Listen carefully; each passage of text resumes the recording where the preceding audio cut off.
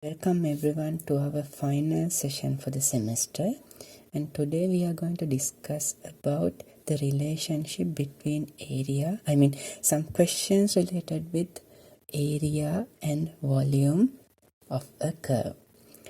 Now first let me summarize what we have done so far related with the area of a curve, area between two curves.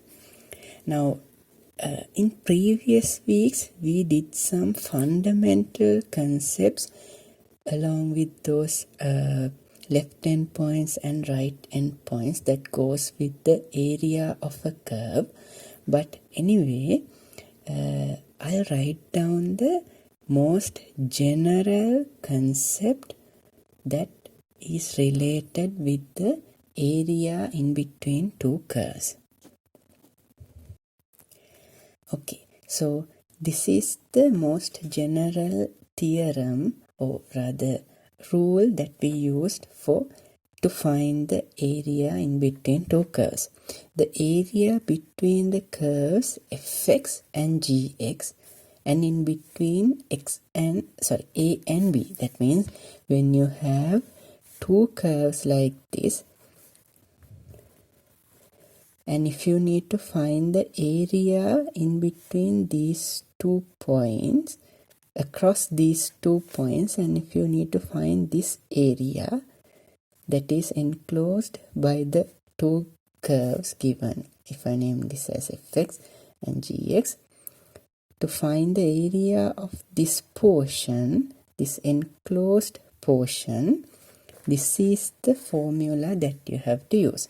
Now, this modulus sign is important, right? Because sometimes you might leave it unnoticed that we are actually using a modulus sign. But I'll show you why this modulus sign is left unnoticed when we are doing most of the problems, right? Now, the reason is this. When you have two curves of this nature, what is the property that I want to highlight? That is, fx is always greater than gx, right? If the two curves has this property, then fx minus gx will always be a positive value, right? So that means whatever the x you use, the value of fx will always be greater than the corresponding value of g at the same x, right? So this value will always be a positive value, right? Then you can simply write it as fx minus gx, okay? So that's so now in most of the problems that we get, this property holds true, right? So we don't actually have to write the modulus, but keep in mind that we do have the modulus sign in the actual or the most general formula to find the area. Okay, now I'll do an example that is in the book, in your textbook. That's the example 6 in page number, let me check, page number 432. Right, the example is to find the area in between these two curves. Fx is equal to sin x and gx is equal to cosine x. Now here, if we go with the most general rule that we use to find the area, then the area, now also you should note that the x coordinate is given from 0 to pi by 2, right? So the graph of sin x will be like this, and the graph of cosine x will be like this, in between 0 and pi by 2. Now the graphs of sin x and cosine x are very common graphs that we have to have in mind, okay? Right. And if we use that most general formula to calculate the area in between the curves. Now when it says the area, it should calculate this whole thing. Okay, right. Now if we are using the area equation, it will be fx minus gx, the modulus of that one with respect to dx, and we have to integrate from 0 to pi by 2. But now see what will happen. As I explained before, we cannot just disregard the modulus and write it like this. Okay, why is that? Now the graph, if we consider the x values from 0 to pi by 4, then the now if I choose, let's say if I choose this x value, the function value associated with this x value for the function fx is less than that of gx, right? But if we consider somewhere here, the function value of gx is less than fx. Here gx is greater and here fx is greater, right? Now what can we do there? See, now across this whole interval, we just cannot write it like this. Okay, so we have to separate our given original interval into these two portions, because in this portion the functions behave in a similar manner, and this portion it behaves in a different way, right? So across these two portions there is no relationship in between the two functions. The relationship, what I mean is, one function is greater than the other. Okay, so in this section g is greater than fx, and in this section f is greater than gx, right? So what will happen in this section? Since g is greater than f, if we consider fx minus gx, then this value will be a negative value, right? Because this is smaller, this is greater. This will be a negative or a non-positive value, right? This can be 0 because at this point, otherwise it will be a negative value, right?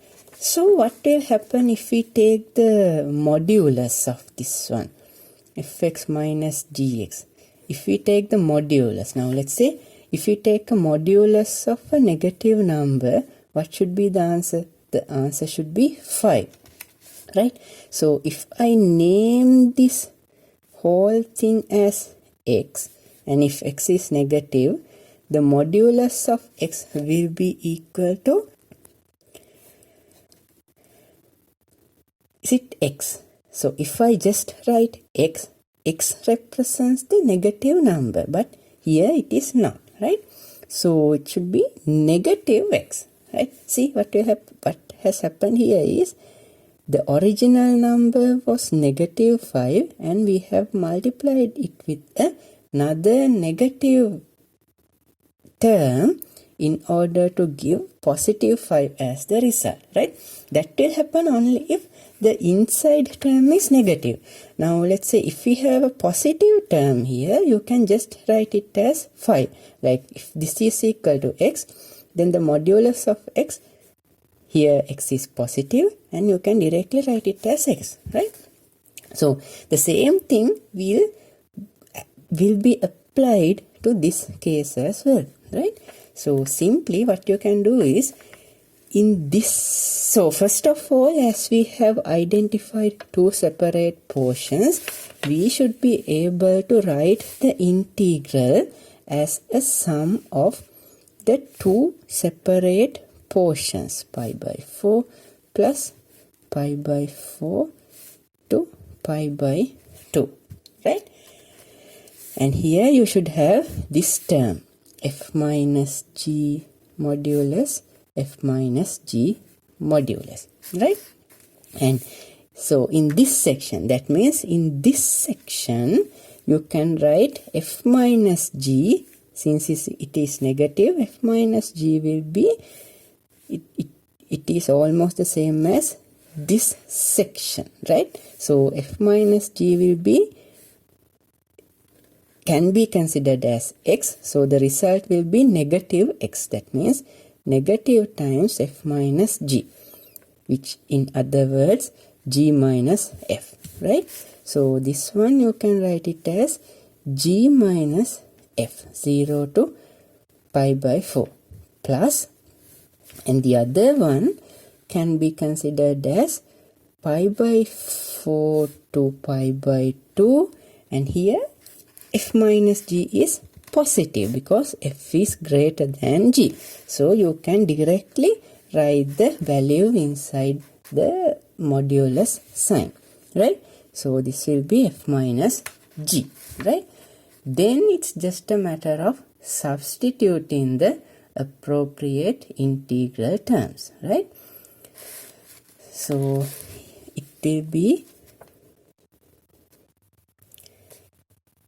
cosine x minus sin x minus cosine x in between these two particular sections. And when you integrate it accordingly, you will get the final answer as 2 root 2 minus 2. And don't forget that the integral of cosine x is equal to it's positive sin x, and the integral of sin x is equal to negative cosine x, okay? Right, and there's one final thing that I want to highlight here. Whenever you are given two functions and to find the area in between these two functions, the most general format is this one, okay? But normally, now I am just summarizing what we did, okay? So although this is the most general format to find the area in between these two curves across this interval AB, in usual problems we might not encounter this modulus sign. The reason is, if fx is greater than gx, then the inside value will be positive, so no need of mentioning the modulus sign, right? But to identify whether it is greater or less than the other function, we must draw the curve, okay? So it will be very helpful for you if you just plot the curve first and then do the calculation thereafter, okay? And also, now when we are using this formula, it doesn't matter that the graph goes beyond the 0 level of the y-axis, right? What I mean by that is, even if we have curves like this, that is something below the 0 level of the y-axis, even if we have curves of this nature, we can use the same formula. If this is fx and gx, we can just disregard the fact that fx takes the negative values through this interval.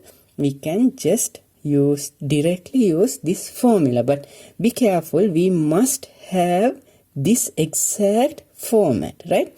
So the only point that we should consider is whether it is positive, whether this inside value is positive or not. Now say, for example, although this function fx takes negative values, in this region fx and gx possess a certain property. That is, this function, the gx, is greater than fx in this region. So this one, the modulus of fx minus g, this one will be negative, so it will be equal to g minus f in this region. And from here to here, it will be the other way. Fx will be greater, gx will be less, right? Although gx is negative, we don't have to, it doesn't play a major impact. It doesn't have any impact on calculating the area between the curves. Okay? The only thing that we have to focus is the values of fx and the values of gx, no matter whether it is negative or positive, right? Here it is f is greater than gx, so this will be f minus g. And from here to here, g will be greater than f, so this becomes g minus f. And if we end at this point, from here to here, it will be f is greater than g, so this will be f minus g, right? So that's the only point that you have to focus, but not the fact that these functions take negative values. It doesn't make any impact as long as you are doing the correct calculation by considering the greater than or the less than nature of fx in between fx and gx.